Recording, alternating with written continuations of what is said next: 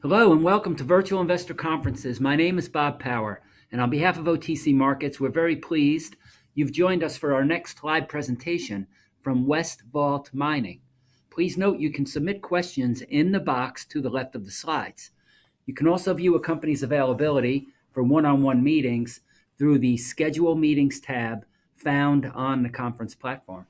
At this point, I'm very pleased to welcome Sandy McVeigh, CEO and COO of West Vault Mining, which trades on the OTCQX Best Market under the symbol WVMDF and on the TSXV under the symbol WVM. Welcome, Sandy.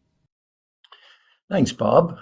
Great to be here again, and thank you for the opportunity to talk about one of my favorite subjects, and that is the Hasbrook Gold Project, which West Vault Mining owns. So I'm going to run through the slideshow here, but pause for a moment on the first slide, which visually shows a lot, informs the reader and the listener about the strategy. So our strategy here is gold in the ground. We do work in the junior gold space. We're based in Nevada, as a lot of other junior gold miners are. But we do take a different approach to many. We are not exploring, we're not developing, we're not building. We have a property which is ready to build. We can go ahead, it's fully permitted.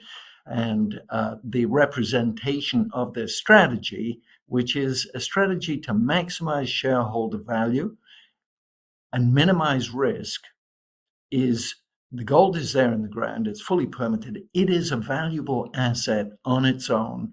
And to minimize dilution and to maximize the shareholder return, our strategy is to hold that. So let me go through the slideshow here. First is the cautionary statement. Please note that I will be making forward-looking statements, and these are the words that caution you about relying on those, and also 43101 reliance. So there are four components here. We'll start with the strategy because I think the strategy is key when you're looking at an investment. Property is important, but what you're going to do with it is probably more important. So let's talk about the strategy first, then we'll talk about the value proposition, then who we are, and finally the project, which is kind of a reverse order to what a lot of people do. So this is the strategy. On the left-hand side here on the screen, you've got the gold. It's in the ground. It's in the mountains there in Nevada.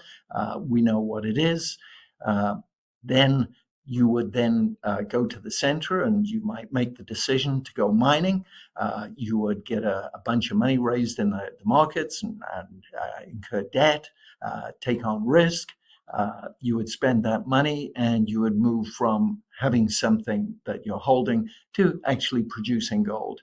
And ultimately on the right-hand side, the irony is the gold goes back into the ground in a gold vault.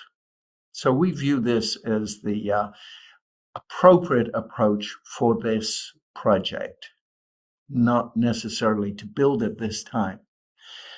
So a little bit about our strategy. We've done this before as a group. West Timmins Mining, there was a company that this group started, went around Westlake. If you bought early in that company, you would have made 1,500% gain. Mag Silver, we started that company. If you bought in as at the time we listed in 2003 and held until 221, you would have had a 5,600% gain. These are low risk gains. I should emphasize that we look at the potential gain, but we also look at the risk profile. The other thing about our strategy is time works for us. As years go by, less and less gold is found per dollar of exploration money spent. All the low-hanging fruit has been found, and this is just a fact of life. There's less and less gold found every year. At the same time, producers are going through, they're eating their inheritance, if you like. They have to replace what they mine every year. So you've got these two dynamics, very powerful. You can't argue against them. You can say, look, I don't agree with gravity, but it's going to work despite your views. So this works for us. And about our strategy, which is defined by our chairman, Peter Palmetto, my boss. I'm going to read out his statement because it's key. As an investor and a potential investor, you need to know this to take comfort that we will not be doing any radical changes to the strategy. The strategy is going to be held to. It's a good strategy, and we're not going to change it. He says, we believe we are entering a secular period of rising gold prices. That's key. At the right point in that cycle, we believe we will go from being undervalued to fully valued. And to maximize shareholders' returns, we will only build or sell Hasbrook when fully valued. Hasbrook Gold is more leveraged and less expensive than owning gold bullion or an ETF. It's a smart, low-risk strategy. And I'm going to come to explaining why his strategy, as enunciated here, is key and how he's able to make that statement and make it stick. So a little bit of credibility.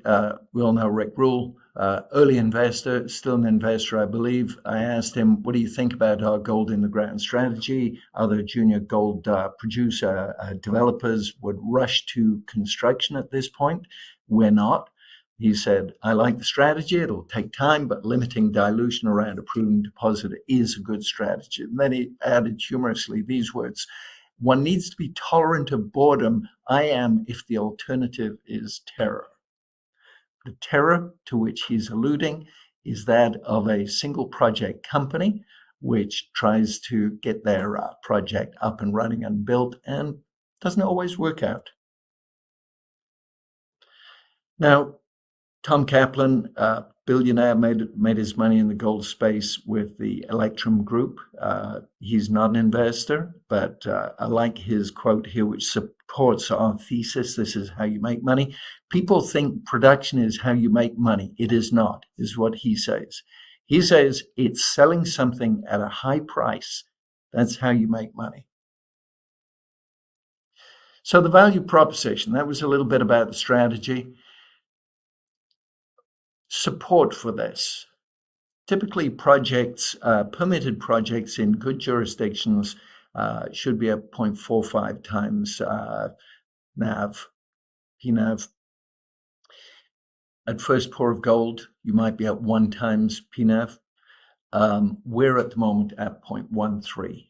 Lots of room to grow there if you look at that as a metric. Second, support for the value proposition. A recent deal, Centerra purchased Gemfield, just very close to our property there in southern Nevada. They paid $206 million US for it.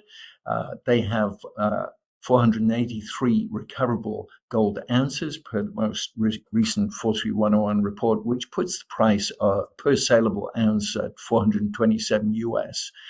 Our current market cap for our 561,000 recoverable ounces is $66. Again, room to grow. Third, support for the value proposition. A year or so back, Sprott in 2002 bought a stream from us. We sold a stream for 6.1 million US, and that is equivalent to them paying, they're valuing the ounces recoverable at about 937, 940 US dollars per ounce. And again, we're at 66. So, fourth support for the value proposition is the economic robustness of this property. So our share price when I did this slideshow a day or two ago was 86 cents. We're a little bit higher now, about 96 cents, I believe. We have quite a tight shareholding at about 60 million shares, few options, no warrants, some restricted share units and DSUs for directors rather than paying them cash. So market capitalization at around about 50 million, that sort of ballpark. On the left-hand side, we have 3.5 million US cash on hand. That's enough at the current rate of spending for about 3.5 years. No imminent dilution. And this is key. This is the fourth support for our value proposition. I am the only full-time employee in the company. We were very busy when we bought the project in 2014, taking it through all the stages from a very basic PEA, preliminary economic assessment, that was on it when we bought it. We moved it through all the permitting, all the engineering to get it to the stage it's at now, which is ready to build. But right now, we don't have that urgency or big workload, so it's down to me. So, I beg your pardon, gone the wrong way here. So let's talk about who we are, the team, briefly. Peter Palmetto on the left-hand side. He pretty much calls all the shots here. His fund, Sun Valley Gold, owns 46% of this company. Pierre Labelle is chairman of Imperial Metals. Stephen Quinn, stellar record in the U.S. West in mining. He just a fount of knowledge about how things work there. Priscilla has got a long history of working with junior mining companies on the financial side. There's myself, and key is Frank Helen, CFO. Sounds like he works for me. He doesn't. I'm not sure who works for who. He is extremely experienced, has had many successful adventures in the gold space and precious metal space, and I rely on him. Hope he says the same about me. Let's move on to who owns us, who we are. Key is that Sun Valley Gold, my boss, Peter Palmetto, 46%, acquired largely in the market in the period 2017-2018. Ruffer, an institution out of London, 17%, Eric Sprott at 5%, and Conway AG at 3% out of Germany, and management and insiders at 1.5%. I will declare that I've got about 500,000 shares personally bought with my own money. So let's talk about now the project, the fourth thing that we're talking about here. It's a good project. I really like it. I'm not obliged to say that. I'm paid to fight our corner, but nevertheless, these are the facts. They speak for themselves. On the most recent study, which we did in February of this year, so it's pretty current, 51% after-tax IRR at 1790 gold. That's nothing wrong with that. It's got an NPV after tax, again at 1790 gold, of over 200 million US. Bear in mind, our market cap at the moment is 50 million Canadian, 35 million US, something like that. Initial capex is key because 66 million US will get this mine up and running with a sufficient contingency. We have a good project execution plan.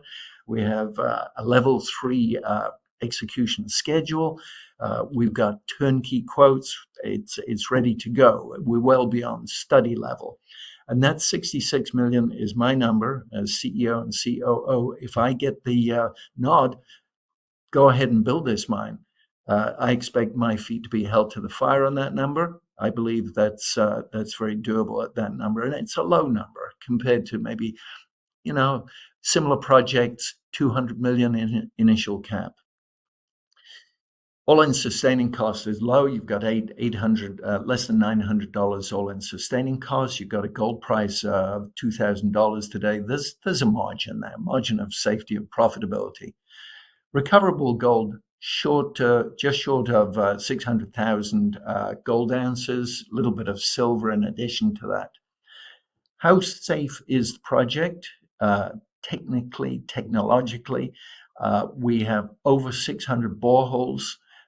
It's well drilled. It's well understood geologically. It's all oxide. It's all above the water table. It's two hills that stick out the valley floor. You go up to the top of each of those hills in sequence, start mining them down. Easy peasy. The metallurgy, we've got well-studied metallurgy. It's simple, but it's well-studied. We've got an average of 75% recovery. And importantly, on the first pit, we have a 82% recovery from a run-of-mine heap leach. Strip ratios low, just over 1-to-1 strip ratio. And importantly, again, on the first pit, no pre-strip. First blast is in ore. So that's the key stats on the project. You can see it's a good one. Sensitivity to gold. We chose 1790 at the beginning of the year, 51% when we did our most recent study. 2000 gold, we're at 67% after-tax IRR, and you can see the numbers at $2,500 gold, we're at 100% IRR. A little bit about the background here.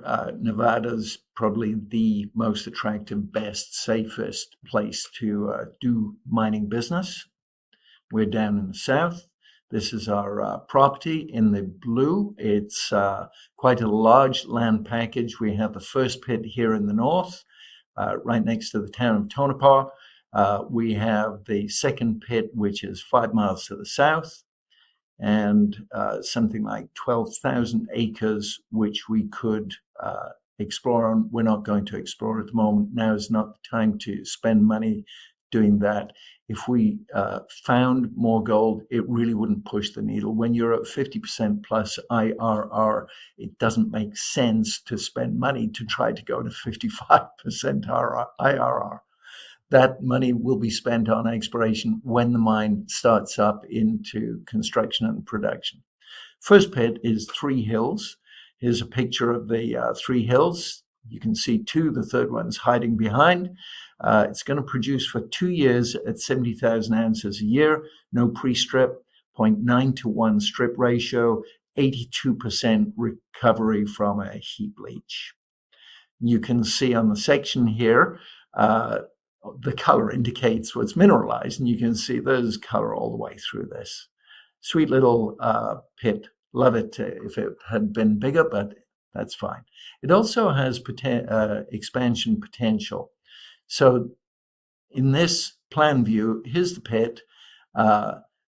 Over to the east, there are holes which indicate that targets exist for exploration. Again, it doesn't make business sense for us to explore at the moment, but these targets exist. Here's an east-west section.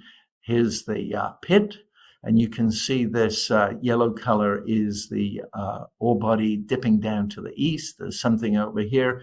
We've got some out-of-pit boreholes. This one 67 meters at 3.2 grams. This one 40 meters at 1.4 grams. This one 18 meters at 1.5 grams. So there's good potential there, we believe, to expand. Going to the second pit, the Hasbrook mine. Again, here's a picture of it. We go to the top of the hill, we mine it down. On the section below the photograph, you can see that it's pretty much all ore, 1.2-to-1 strip ratio, and again, producing for 6 years at 70,000 ounces per year with expansion potential. This is the layout. We would have the pit here over on the north side. There's the waste rock storage area. There's the heap leach. Easy. We've got, this is Highway 95. Access is brilliant. You just go through a gate off the highway and you're there. We have water. We have water rights. We have grid power. And we have a town right next to us, 5 miles away, Tonopah, which is very supportive of mining, where we would house people and probably have the admin office there in town rather than build it on site. Exploration potential on this property here. This rather complex polygon rectangle here is our property outline. You can see that the red ellipses are targets the geologists have identified that they suggest go drill there. There might be something there. So on this 12,000 acre property, we do have significant targets to go for one day. Down at the bottom of the pit, in the root, where the upwelling waters brought up the gold, the hot waters, they deposited some pretty good grades here. So this shows a plan view of the Hasbrook mine pit. Down towards the bottom of it, you can see that we get these high-grade veiny type values. 39 meters of 4.8 grams per ton, 13 meters of 4 grams a ton, 41 meters of 12 grams a ton, 5 meters at 10 grams, 5 meters at 11. Now, we have not included any of that in our resource or reserve. It's not part of the mine plan. At the right time, towards the getting towards the end of the life of the mine, when you're down close to that, you would go and drill. When drilling's cheap, you're very close to it, and you would extend the life of the mine if that all proves up. Recent milestones. We continue with the share buyback program. We believe we have cash in the kitty at the moment and don't get a heck of a lot of interest on it. And in these inflationary times with a low share price, we believe that it's a good thing to exchange some cash for shares, buy back shares and cancel them. We entered a 28-year water right lease agreement in early this year that is in addition to an existing water right lease agreement. So we know the importance of water. Just wanted to mention that. We're good for water.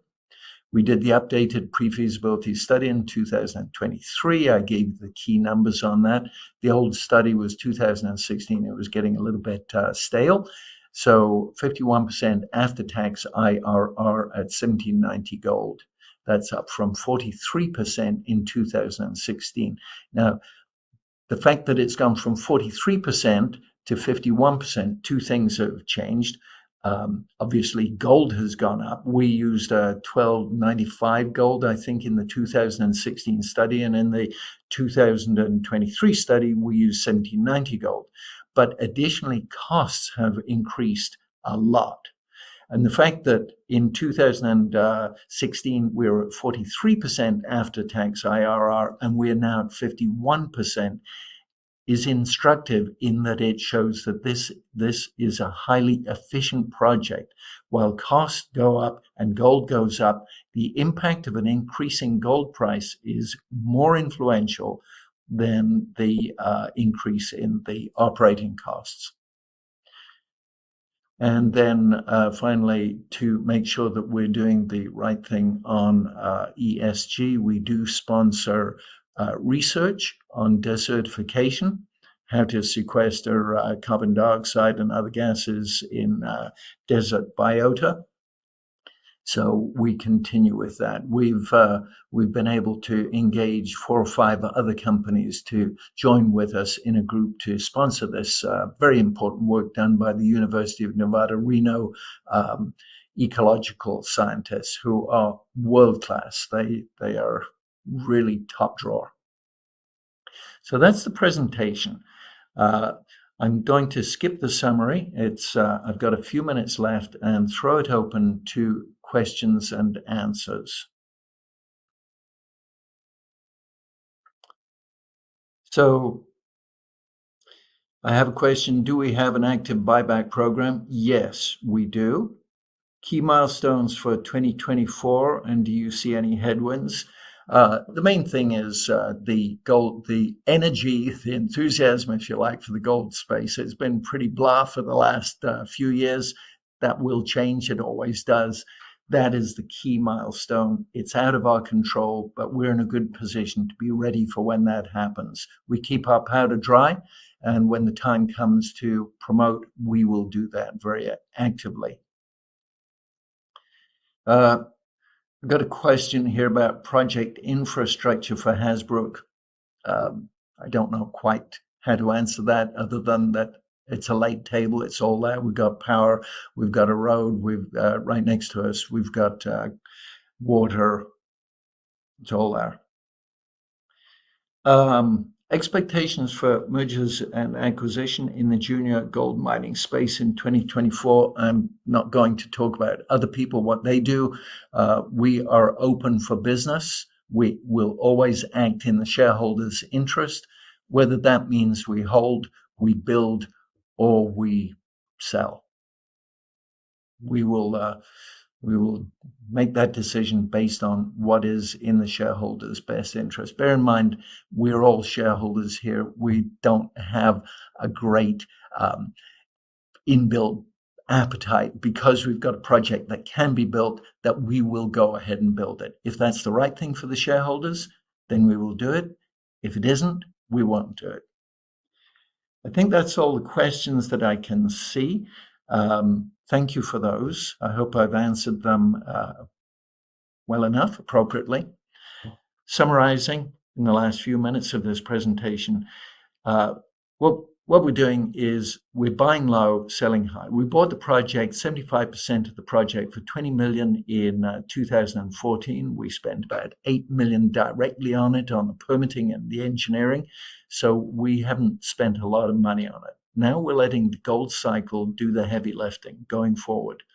It is a high margin, de-risked project. It's in a great jurisdiction, and it is genuinely ready to build. It is also highly leveraged to the gold price. You've seen the sensitivity table that I provided. We can be at 100% plus IRR at $2,500 gold. Safe hands. We're not going to flip-flop on the strategy. Take comfort from that. And again, we're not going to be having to go back to the market anytime soon for money. We've got money for nearly 4 years. That concludes the presentation. Statement from Peter Palmetto for shareholders. The last thing you want to do is to have a buy into something that you thought you were getting, then you find out it changed. We are disciplined. We are patient. We are 100% shareholder focus. And for people who know a little bit about gold mining history, think Ross Beatty, Lumina Copper. He did the same. He bought properties when the price was low in the copper space, did well. As a result of doing that patient but smart strategy, he got the name of the broken slot machine. Think Silver Standard, who did the same. They just acquired properties at the right price when the market didn't love silver. Think Glamis Gold. They were taken out, I believe, in 2016 by Goldcorp. It was an operator. They accumulated various properties in the US Southwest. They operated them, but small outfit. They were trading at $2 in the early part of 2016. And by the time they were bought by Goldcorp in August of 2016, I think they were at $16. So that is our target. We're patient. We believe we know what we're doing, and we would love to have patient, value-minded investors on board. So thank you for the opportunity. My number, I'm going to give it verbally, 778-388-2464. That's my personal cell number. Go to the website if you want to contact me by